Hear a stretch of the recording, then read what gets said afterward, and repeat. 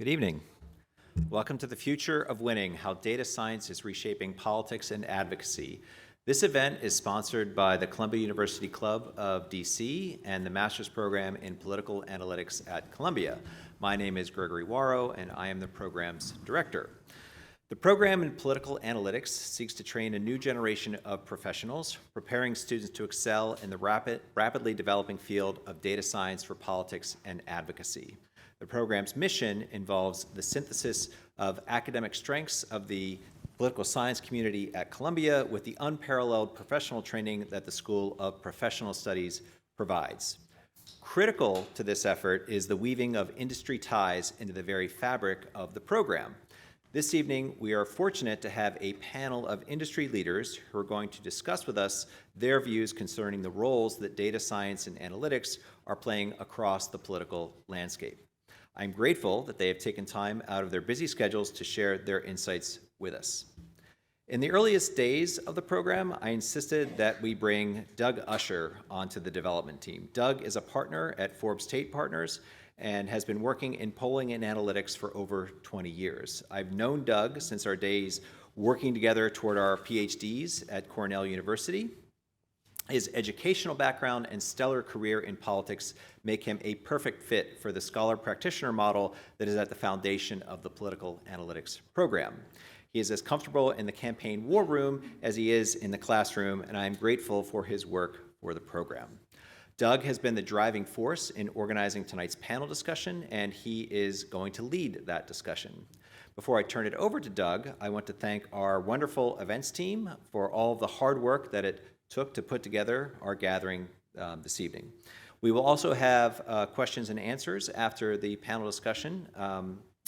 Doug is going to have a bunch of questions, and our panel will provide a bunch of answers, but you will have an opportunity to ask some questions, and we will try to provide answers. And with that, I will hand it over to Doug. Thank you. Thank you, Greg, and thank you all for battling the terrible weather to be here tonight.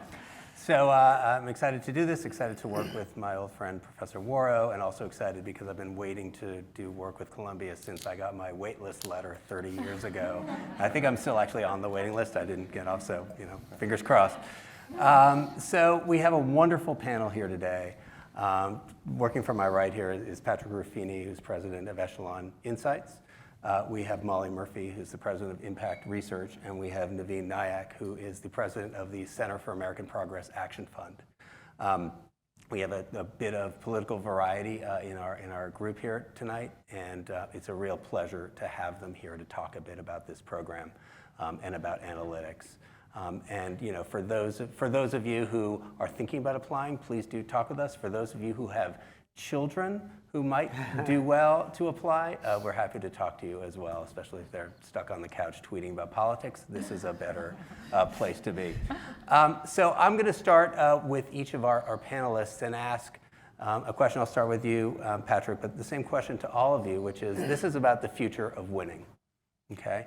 I just want to ask what winning means to you when you are hired by clients, and what role analytics plays in making the difference between winning and losing. So I'll start with you, Patrick. So I think that we've seen just a considerable evolution in the role that analytics has played, both in the political campaign and increasingly now too on the corporate advocacy side. We go back to 2012, and it seems like a whole different time now. But there's just so much excitement around this political analytics world, digital targeting, all of the sorts of things that Cambridge Analytica got in a huge amount of trouble for doing in 2016 were all things that were both campaigns were doing in 2012, and we're getting all sorts of fawning press for doing it.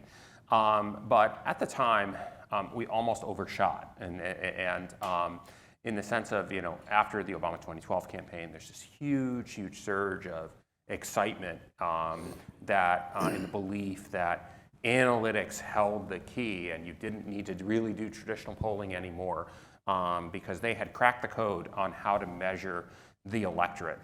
And I think a cautionary tale for this came in 2016, where Hillary had all the analytics people from the Obama campaign.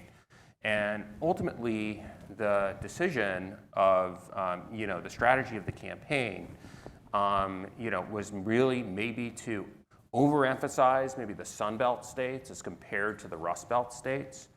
And that decision was ultimately one that could not have been made by analytics alone, that relied on sound political judgment. Now, I think it's really kind of a toss-up call, right? Because I think Joe Biden had more success kind of following that path. But it's really the marriage of these two skill sets, the sort of hard-nosed traditional political knowledge and really knowing politics really well, combined with the analytics that kind of tells you what is doable or not doable within those broad parameters, that is really going to that's really going to help organizations go even further. Great, thank you. And then for you, Molly, what does winning mean to you? And looking forward in the future of winning, where do you see data and analytics in the future of victories for your clients? Sure. So the majority of the work that I do is directly for political campaigns, for Democratic candidates or Democratic organizations who are looking to get elected to office. So winning is, do you have more votes than your opponent? I think I could also digress into why I do this work and the things that sort of have put me in this, on this career trajectory.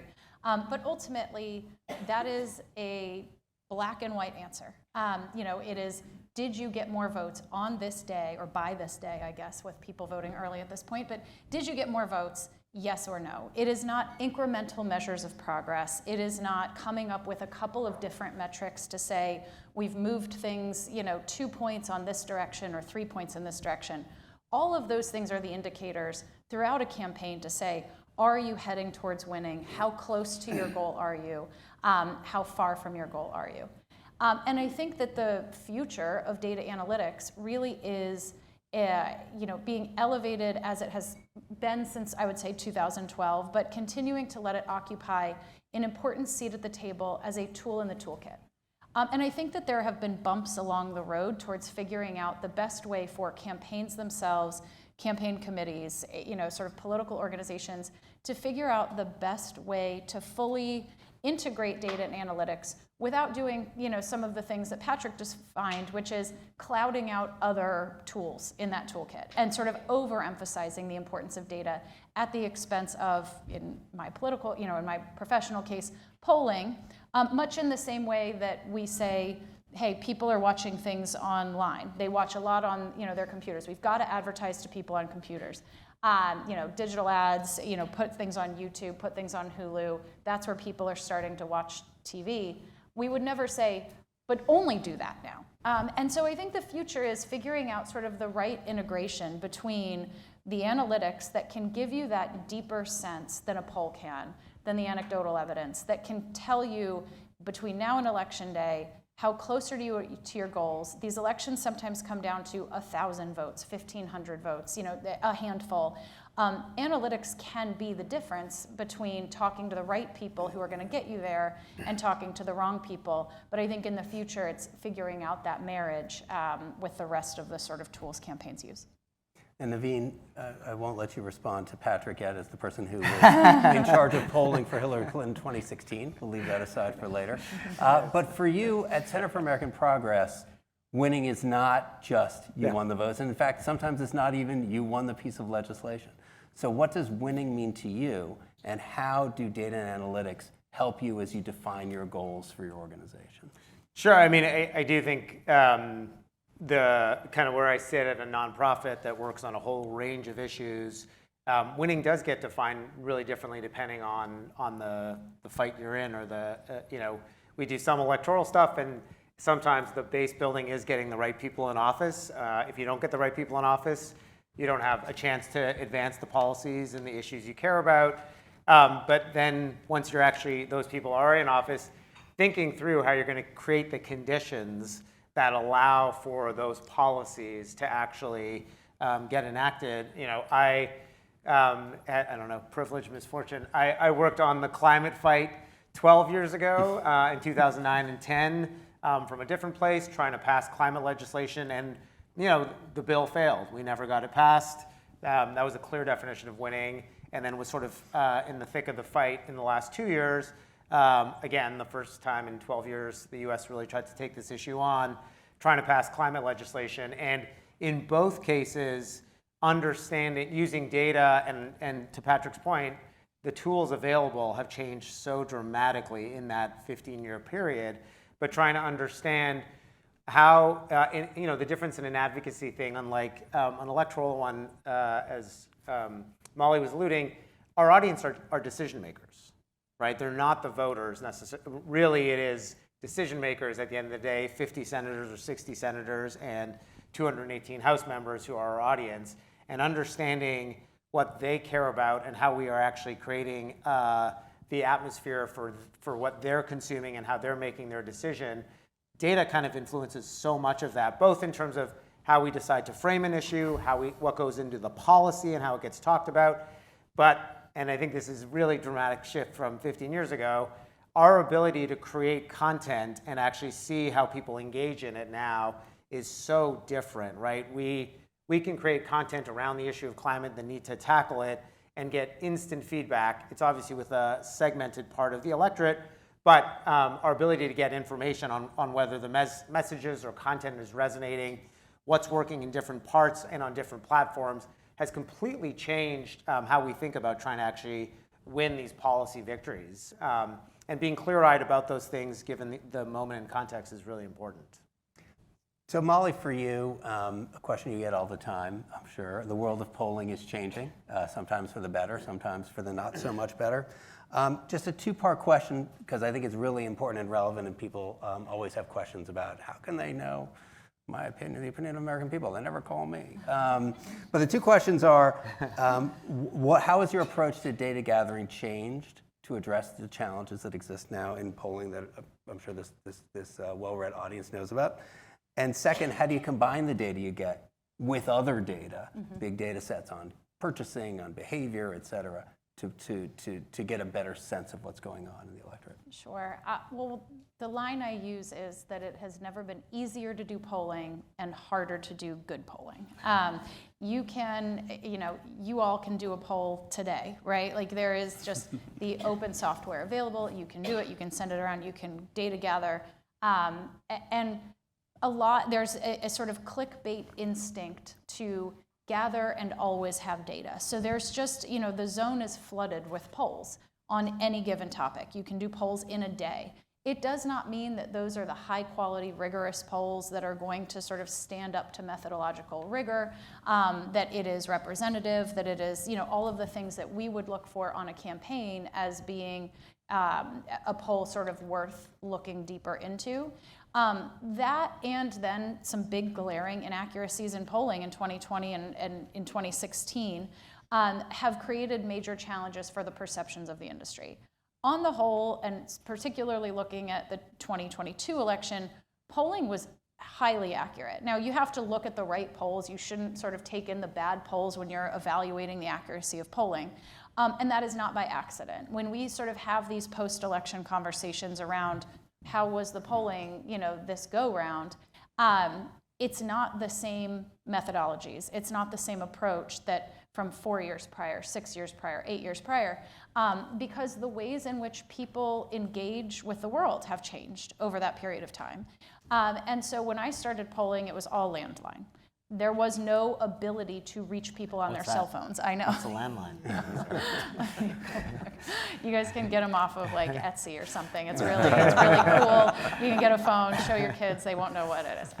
So it was your landline. People didn't use their cell phones except for like in case of emergencies, right? So your voter file information certainly did not have a cell phone number. And we try to reach people who we know are voters and that we know vote regularly in elections. Over time, that changed. And then it was pretty innovative. And one of the big glaring errors looking back at 2012 was it came out after the election that the Romney campaign was doing no cell phone interviews, and the Obama campaign was. And how cutting edge of the Obama campaign.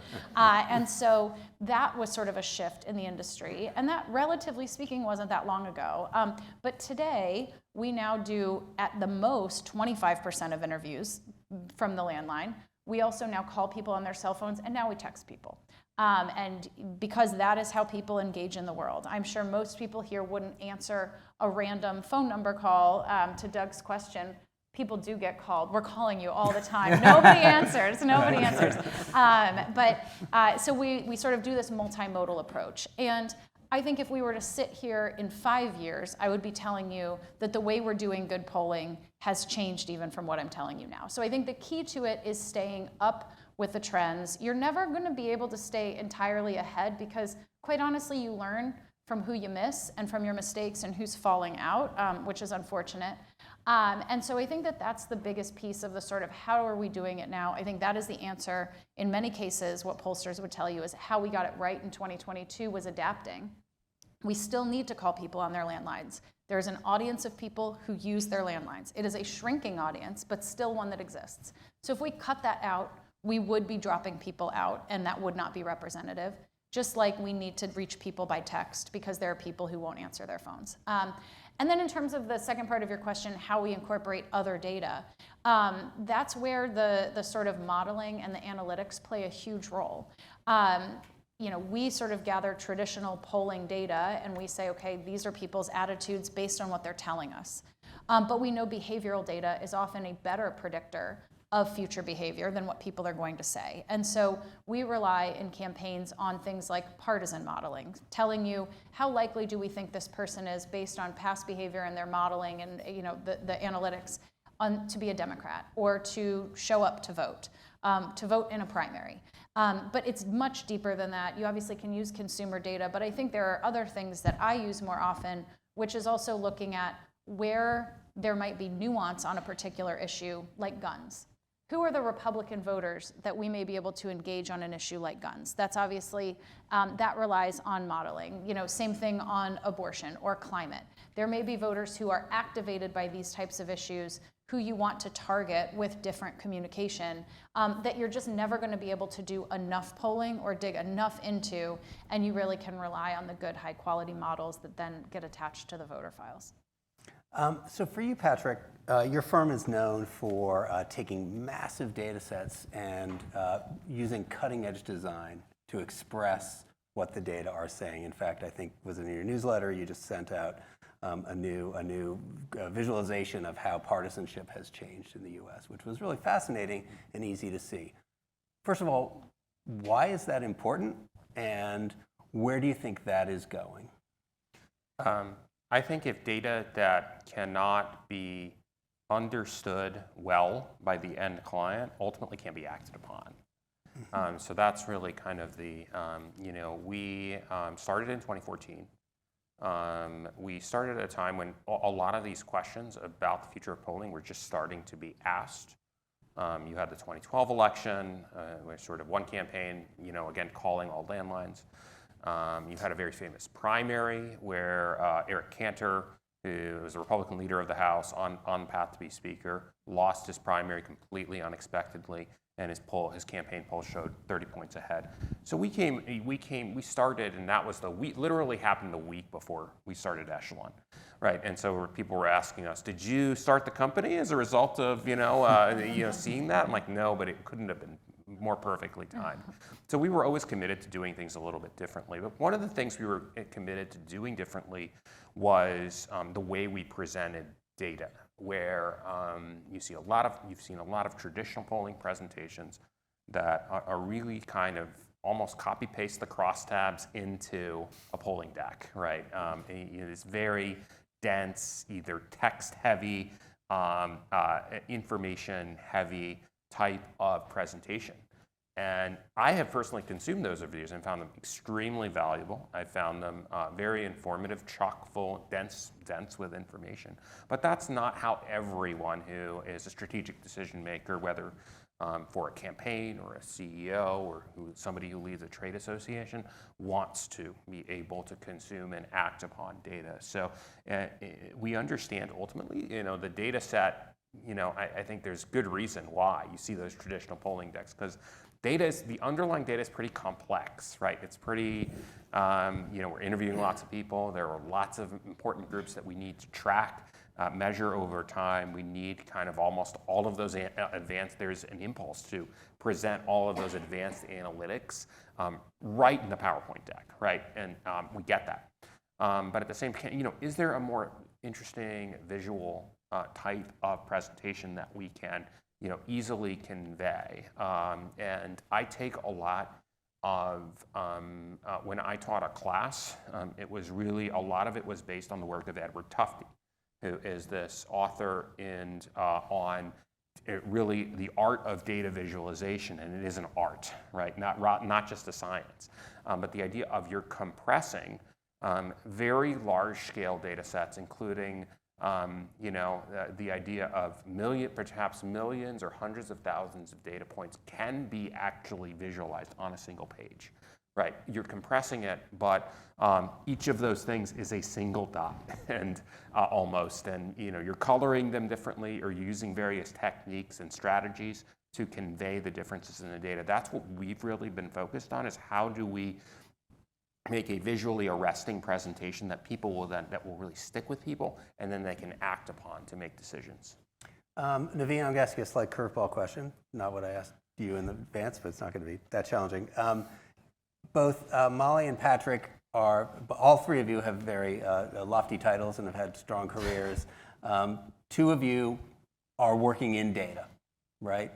You have moved a little bit away from data. So talk to the audience a little bit about how your career moved from sort of more direct integration in data away from that, and how has your data experience impacted your trajectory? And to go to the most important question, how did that make you appealing to Center for American Progress to run their action fund? I mean, I don't know why they hired me. So I'm not sure, but yeah, I mean, I think a few things I'd say, just kind of on the context of that. I do think my sort of introduction to data was through polling, as a consumer of polling, trying to make decisions initially on sort of what's called the independent expenditure side. So I was at the League of Conservation Voters, and you're running everything from canvases and mail programs and TV programs and digital, and you have to make a ton of decisions, not only on what should your ads say, but then who should you target? What doors should you knock on? What doors should you not knock on? What should you say at the doors? And all of that, became my sort of introduction to, a little bit to Patrick's point, which I agree with. Then all of the decision making felt very gut driven, or with very little amount of data. And I was fortunate enough, sort of 15 years ago, where the volume of polling had grown dramatically, and your ability to get a lot of information to make, and the Democratic voter files only sort of started in the early 2000s, and so you suddenly had a lot more information to make these decisions. I did at times kind of toy with going into that as the profession, and I think to me I've always sort of been drawn to the advocacy and actually trying to influence public policy at the end of the day.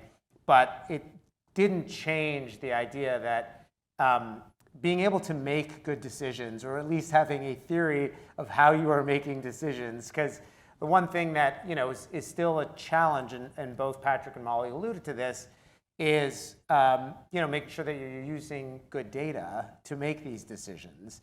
And in a world now where there's no shortage of data, and there's sort of an abundance of data, being able to have a credible theory of the kind of data you're using and why you're using it to make your decisions makes sort of all the difference. And I think in my sort of experience in moving more into the advocacy world, and especially in the kind of moment we're in now, where everything feels so much more diffuse, right? There's so much information that people are consuming, and all of us are consuming distinct pieces of information, or probably some overlapping content, but a lot of content that we're not consuming makes it even harder to know what you should be talking about. And so one of the things that I've sort of become obsessed as a person who hires these kinds of great folks to actually make decisions is really trying to understand, more than the answer, the attitudes of the people we're trying to influence. And I think sometimes or too often, we will ask voters or the public to, tell us whether they like a message or not, and whether, after hearing that message, it changes their opinion on something. Even though we still do that in the polling world, I've become less and less excited about that as a real tool that will predict future behavior. What I really love the tools for is I actually think people are much more effective at actually telling you what they think today and how they feel about certain things today. And I think if you understand that, it changes everything about how you approach the kind of campaign you're trying to build and what you think you should focus on. And so a quick example of this is,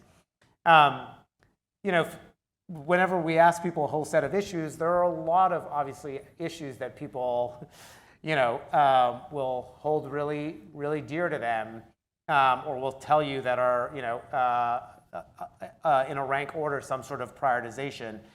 But at the end of the day, I think you really want to try to understand of those issues, which ones have a set of salience that is actually going to shift how they're viewing, in this case, two parties, or how they're viewing an issue. And I think there's a lot more we can learn from the way that people, not just how important an issue is to them, but actually the salience of that issue in terms of its relevance to the conversation of what's going on in the country and things that are getting taken away from them that might have not have been, there for them in the in the past. And so, abortion, for a lot of voters, people did not think going to this election was going to be a salient issue. Democrats were chastised by a lot of Democrats heading into the election that they were talking too much about abortion. They were talking too much about democracy. If you polled democracy in a poll, it was always not a really high priority. People obviously cared about inflation. In the end, I think what we learned a lot is that people both care a lot about things, but when you understand that there is actually this sense of losing these things that people have held very dear, and that's actually what's driving their interest in that issue, it can totally change the kind of work and the communications people do. Polling might have told people, and if you didn't have a good pollster, to just keep talking about inflation as the only issue that people cared about, and obviously it's a lot more complex than that. Yeah, so I think there's an important point that you're getting to here too, which is, I think for most folks, they conflate campaigns with elections, okay? We should look at campaigns as efforts to influence the opinion of some stakeholder. In the public imagination, that stakeholder is almost always a voter. The world of campaigns, though, today is about these stakeholders. So, what we like to say at our firm in private audiences like this is, the world of lobbying is no longer 2 bags of cash and a bottle of whiskey, right? You cannot get folks to do you a solid on Capitol Hill. You need to literally build campaigns to demonstrate to them not only is it important to us, it's important to your voters. And those stakeholders become the targets for the campaigns. And so that's, as we think about this program, that campaigns mean a lot more now and mean a lot more in terms of the types of jobs people do in and around Washington. So I want to turn it to the future for a second. As you think about the future in data and the future in technology, and especially for your role, for example, gathering public opinion or understanding people's motivations, et cetera, what do you most fear and what most excites you? And I'll just tell you, I got a presentation from an AI vendor, which now exists. The person was not AI, it was actually a vendor, a human vendor of AI services. Yeah. And they said, send me a couple of your focus group transcripts and we'll do an analysis of it. And so I sent that to them and they said, how long does it take? They said it takes an hour for it to just download and look at it, and then 43 seconds to do the analysis. And then it showed the results, and first I excused myself and went to the bathroom and threw up because I was like, oh my God, this is actually really good. But then I realized it's 85% good and 15% bad. And in the world where we all can be 90% good in terms of prediction, just literally off the top of our head, that's not good enough. But that's definitely something I fear. I'm not sure what I'm optimistic about, but I'll go to Patrick, go down the line. What do you most fear and what are you most optimistic about when it comes to technology and data? I do think that there's a kernel of something there, right? Because it does seem like, this is very similar to a point in time maybe 5 years ago where everyone was pitching you on digital sentiment analysis.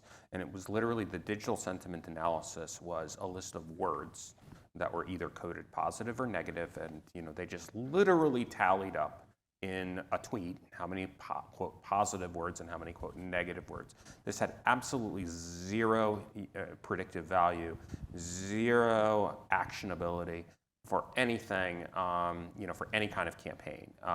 Because not only were the predictions were often wrong, obviously all sorts of things. Now, I think the AI has really kind of solved maybe that challenge to some degree.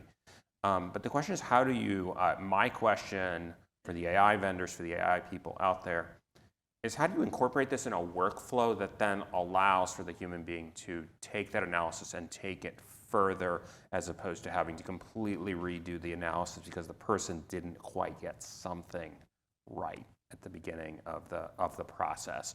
I do think that I am kind of a techno optimist by nature.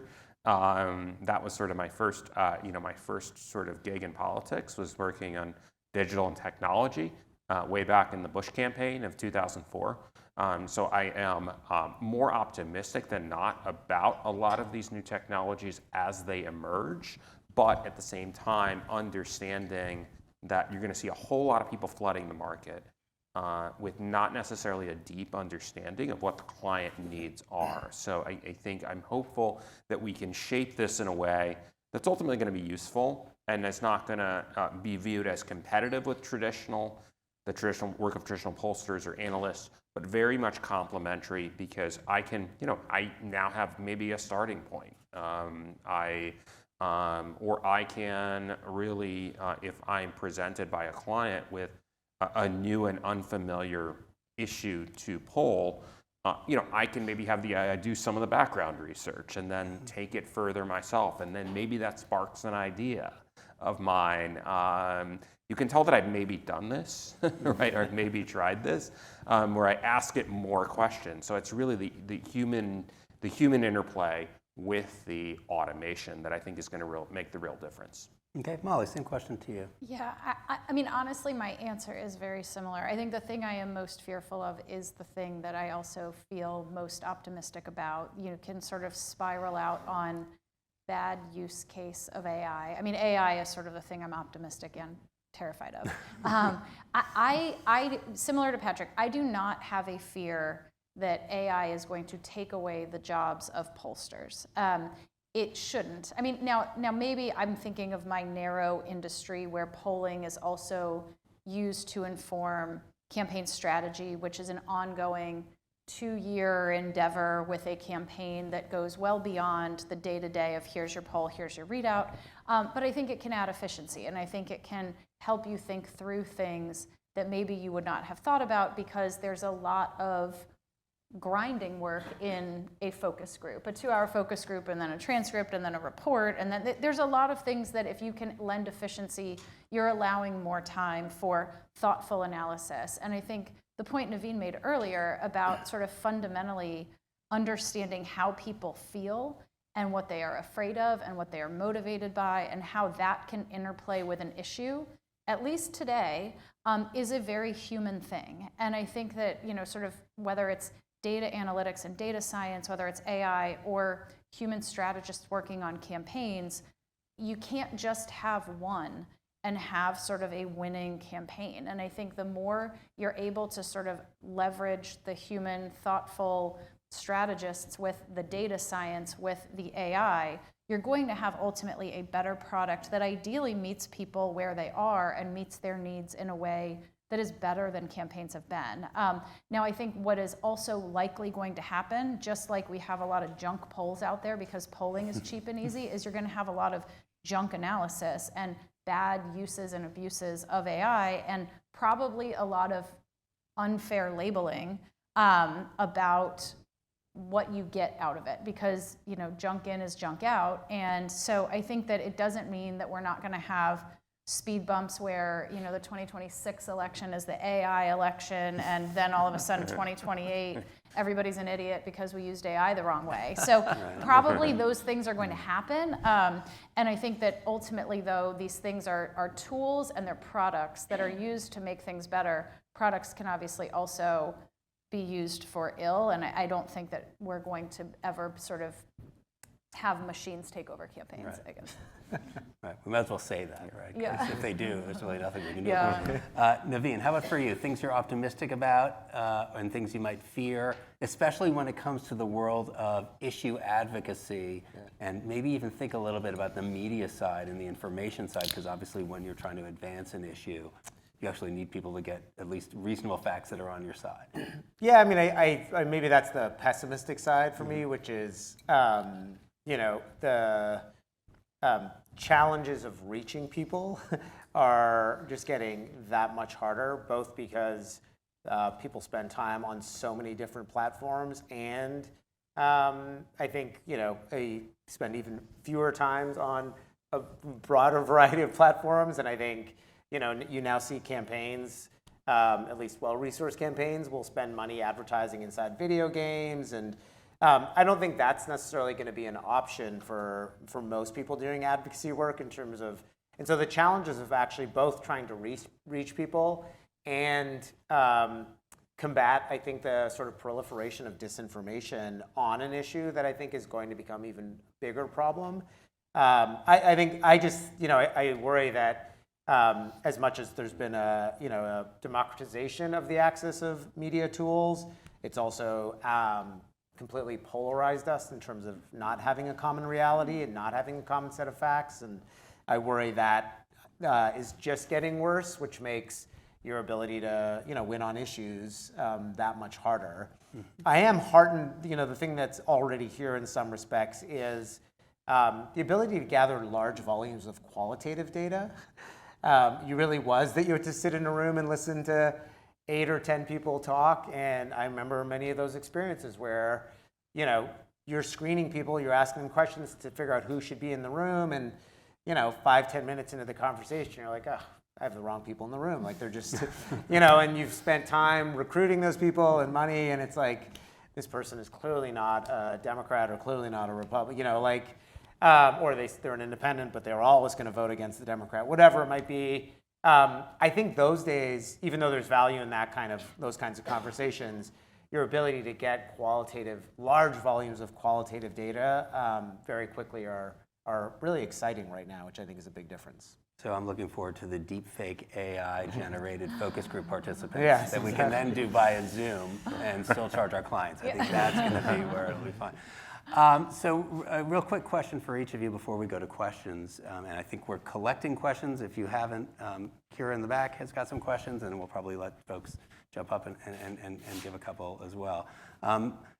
Starting with you, Patrick, thinking about the talent pool and when you hire. I think a lot of folks here hire people or have been hired or are thinking about how they're going to make themselves hireable in this world of politics and advocacy. What does the talent pool look like? And just to put a very direct exclamation point on it, what would a program like this do, or what would someone having a degree from a program like this, how would that affect how you might view their candidates? So I've been through this cycle long enough that back in 10 years ago, right, when I was desperately looking to hire data scientists or desperately looking to hire people with data skills who had even gone into R to run a basic regression model. I mean, that was very hard to come by in a political at a political firm. And today I get nothing but those applications today. And it's almost like an overcorrection, right? And it's almost been And those folks are just hard data science, right? Hard data else. Science. Everybody took the learn to code, directive, and everyone learned to code, right? That's what we're doing. And so I think we're going to see a little bit of hopefully a correction back to, well, I actually I want people who can ask good questions, who can write questionnaires, who maybe have some experience with qualitative research and talking to people one-on-one in a research setting. Those are the skills that are really valuable, and the more we've gone, and obviously like the talent, I mean, we've really come full circle on that, I think, in the last decade. Okay, great, thanks. How about for you, Molly? Yeah, I think that oftentimes the applicants that we get are either people who, as Patrick described, have almost exclusively a data background. They're interested in politics. That's what sort of brought them to us. But they haven't really been exposed to the political world, and they don't necessarily understand, ultimately, despite sort of having a background in data and an interest in politics, the way the two relate. And I think more consequentially, the ways they don't or shouldn't. Where it's not, well, this group over-indexed by this much, and therefore we should talk to this group. If that doesn't fit into sort of the overall conversation, what we know to be true about people and who moves and how campaigns really act in real life and voters act in real life, then that is a learning curve that person would have to overcome. Or the other type of applicant is someone who only has a political background and is very fearful of data. And thinks that it is a black box and that they are afraid to touch it, and they don't think that they even know how to open a crosstab, much less find something in it. And that's a huge hurdle. And so I think the ideal applicant is someone who really, to build on what Patrick said, really sort of understands that data is not the answer. It is an indicator of how you get to the answer, and that these things can be pushed back on. And sometimes what is clear in the data may actually not make any sense at all in terms of your end goals. And understanding that data is just one thing we should be looking at, not the only thing. And that on a campaign team, let's say electoral campaign, not issue campaign, on a campaign team that has a dozen or 15 people, even if you are the data person, that doesn't mean it's the only thing you should be talking or thinking about. It means it's the thing that you're the expert in.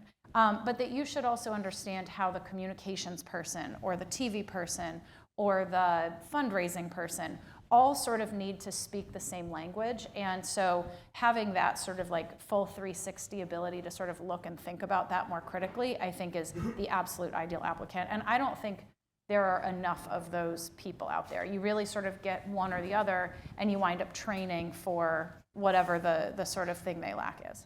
And Naveen, for you, think about the world of progressive advocacy. Where do you think the next jobs come from, and what role might somebody who has a degree like this, where might they fit in that world? Yeah, I think there's a few different sides. One is, there is a growing set of folks who actually either collect data or build systems for people to make decisions with. And I think whether that's in the digital space, which is obviously a huge part of the advocacy world, or in building other databases that I think can be, or thinking about how to, what data sets to grab.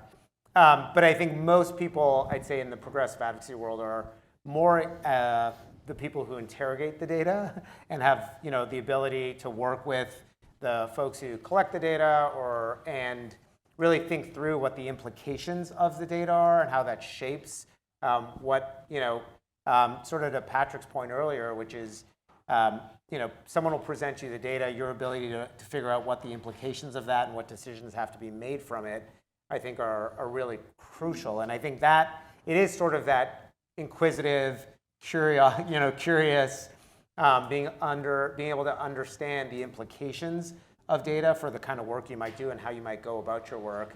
And so I think that familiarity and comfort with data goes a really long way in terms of the kinds of applicants. Can I add one thing that I just thought about as you were answering that? I think the other piece, which I think we've all sort of edged up on and maybe has been said at different points in this, is being able to translate, right? Data is a language, and what you are going to get, the example that Patrick gave about these dense decks that nobody knows what to do with, and you're sort of the only person who understands it, and there are 3 people on a campaign who know data enough to know what you're saying. It is incredibly valuable to be able to boil this down into plain speak. And basically tell people not what it says, but what it means, and really make it actionable, because you're then also, if the data is only really understandable to a very small number of people who can decipher it, and the person who can decipher it can't translate it to people who can't, then that data is not going to get used to its maximum highest value. And so I just think being able to distill it down, not just understanding what a campaign needs or the larger needs of the campaign, but frankly just being able to say, this is what this is what I'm trying to tell you, and this is why it's important, can also go a long way in avoiding sort of headaches and misuse of data. All right, so Professor Worrell will lead the Q&A with some questions from the audience. We have a number of terrific questions, and unfortunately we won't be able to get to them all, but it's terrific to see how engaged our audience is. So I'll start with this one. Thinking beyond national campaigns and legislation, do you foresee a future wherein local grassroots advocacy groups can utilize political analytics tech to inform their own strategies or further their own causes? Why or why not? Oh yeah, I mean, I think that's already here. There are a ton of really innovative tools that have been created, and in some ways their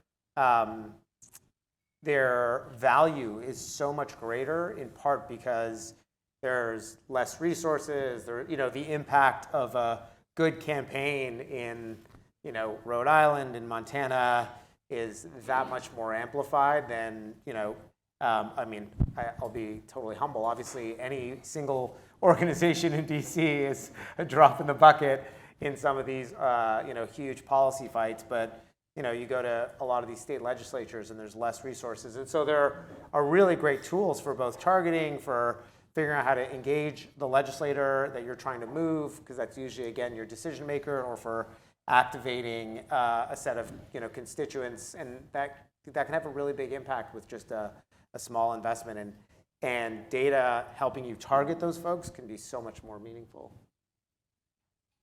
Anybody else like to respond? Let's go next.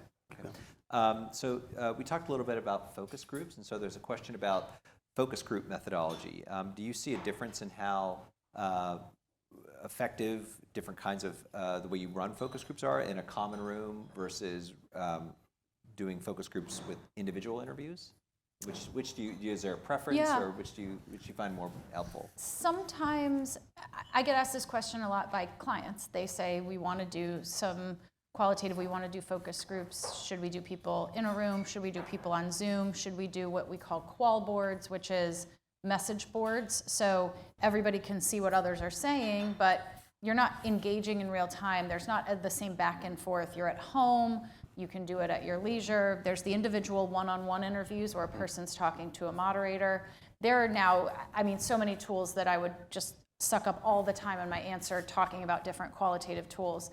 And I think that the starting premise here is, what are you trying to get out of this? What do you think the barriers are? What do you benefit from? I often recommend the sort of in-person focus groups, which now happen over Zoom as well, and sort of have a lot of the same qualities.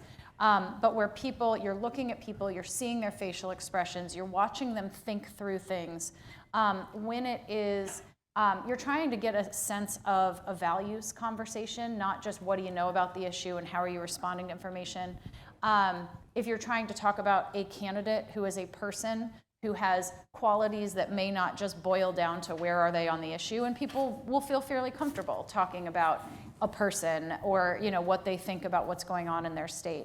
I also think that they're really useful if you're talking to people about a topic that might be really new to them and confusing, and you're not exactly sure even how to frame the questions you want to ask, because you can on the fly make adjustments. The moderator can sort of read people's physical cues and body language and disinterest and those sorts of things a lot easier, where the transcript matters a little less than what the whole experience with the person is. And then I think there are politically complicated or dicey issues that you're just not going to get somebody to open up in a room full of strangers. And you might want to either let them have the privacy of being in their own home, hiding behind their computer. Nobody sees them, no one can find them, and they may open up. Those are also the times where we often will do them one-on-one. And you may be talking to a moderator, but you're at least not sitting amongst peers who all live in your community and you might run into in the grocery store. So I think that it really does just depend. There are some cases where it doesn't, where you're going to get good data, sort of regardless of the tool, but it should really always go back to, what are the strategic questions that you're trying to answer? What are the hurdles that you are concerned about? Is it that it's confusing? Is it a body language? Is it privacy? And then prescribe from there. But I think it is an important strategic question. And to that point, I think you would have never known abortion was as powerful an issue and motivating tool from polling alone. Correct. And to see the reaction of folks and hear people talk about it, you realize that might be the 10%, but they're all voting, and they're bringing their families to vote too. And that, I think that difference from focus groups, and I'm a little more bearish on focus groups, meaning I really only think about, and I think we'd all admit to this, but not really to our clients, really only 20% of focus groups give you something new. But that new thing is really the difference in what goes on. I think it can tell you where you lose people. Like a poll will tell you that the economy and healthcare and infrastructure, roads, whatever, are the three most important issues. But you get in a focus group and people are like, yeah, no, healthcare is too much. Yeah, I mean, the roads here are pretty bad. Do you know how much I paid for bacon this week? And it's like, oh, okay, all three things are polling evenly. People don't feel evenly about these issues, and it helps you sort of contextualize what is a big issue and what is a driving issue for a long time. I think we've used focus groups for the wrong thing, or we've tried to kind of use them as an all-purpose tool for all different sorts of questions. And I think in particular on testing ad creative, that is something that yes, we will do in a focus group room. However, I could have two groups on the same night give me completely the opposite reactions to my ad, right? And it's because of the group dynamics. It's because, well, maybe the person who piped up first didn't like it, right? And that guided the rest of the group. And so what we have shifted to doing is online randomized control trials with hundreds of people to really test like you would a new drug, right? I mean, sort of same methodology. You have a control group, you have a test group, and you then measure movement on the ballot. So I think there are a variety of ways to improve upon the traditional focus group experience, or the traditional things we've used focus groups for. But I will say, I think during the pandemic, we were forced to go completely virtual on everything. And I'm enjoying actually actually I never said I would say, I never thought I would say I'm enjoying going out going to a Hampton Inn in the middle of Iowa. I never thought I'd enjoy that, but I'm enjoying getting back at it to an extent. I think the more in person, the better.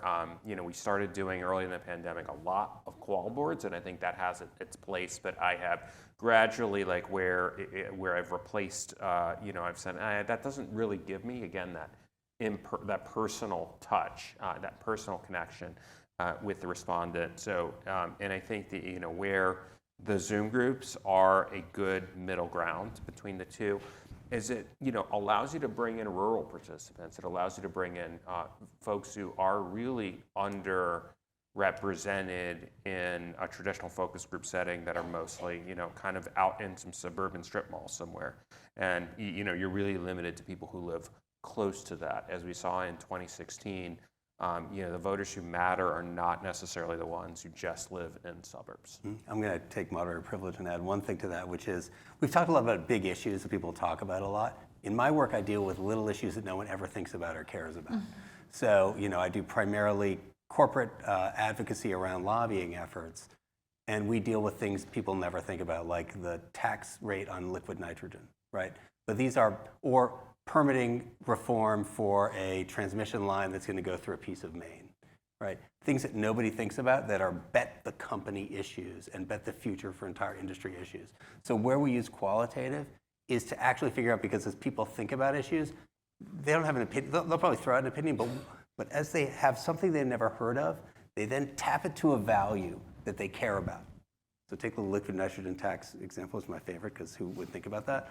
But are they thinking about it as a tax issue? Do they think about it as an economic issue? Do they think about it as a chemical issue? So when we're dealing with these narrow issues, which is, to be honest, where so much action is happening right now in Washington and in the states, that's where the qualitative research really makes a difference, especially when you've got clients who are saying, everyone cares about the liquid nitrogen tax. It's what everyone talks about all the time. And so we have to build campaigns that somehow motivate people to get excited to be on the right side of that issue for that client.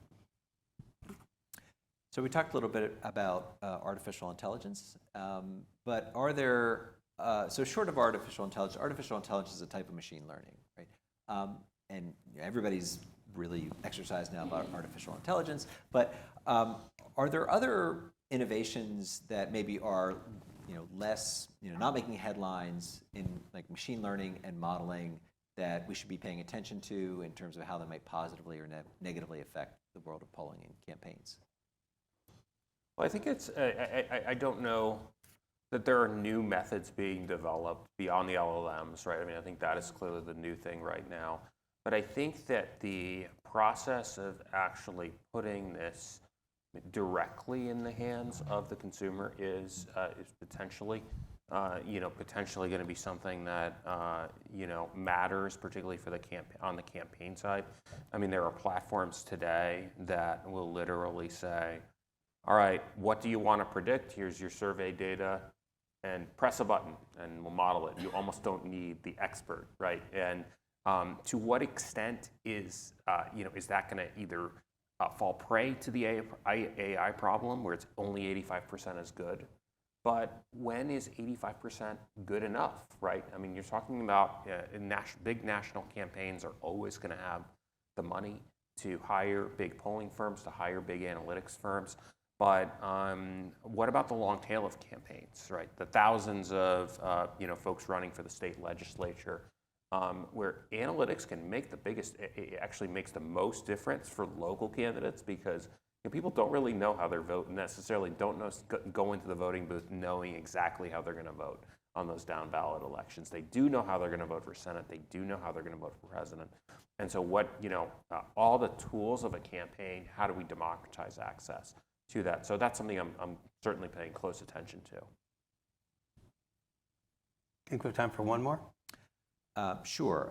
So this question is something I care a lot about. What is the value of prediction markets? So prediction markets, for those of you who don't know, there are so like, for example, the Iowa betting market has been around for a long time, where people can go and you bet a small sum of money on a certain candidate, and you can see basically, it's like buying and selling shares on the stock market. You can see like what candidates are getting a lot of attention, what candidates are not good investments as the say the presidential primary plays out. So prediction markets are of interest in the discipline of political science in terms of their ability to aggregate information. But I'd be curious to hear what our panelists have to say about prediction markets and the role that they might play in the kind of work that you do. Why don't we start with Molly, who is probably demanded to be in the prediction business even when she doesn't want to be. Yeah, exactly. I mean, the specific prediction markets, like I do not play any material role aside from colleagues of mine who try to make money with, like they try to, make money in every election.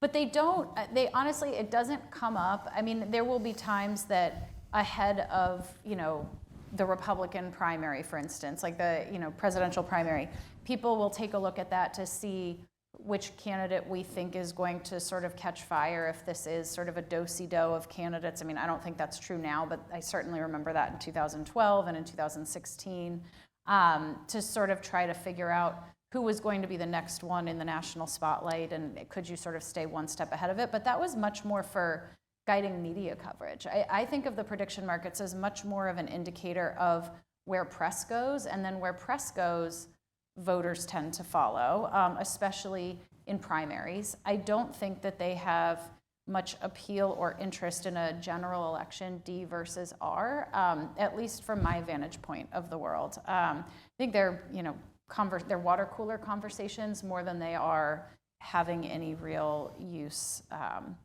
in the professional sense of campaigns.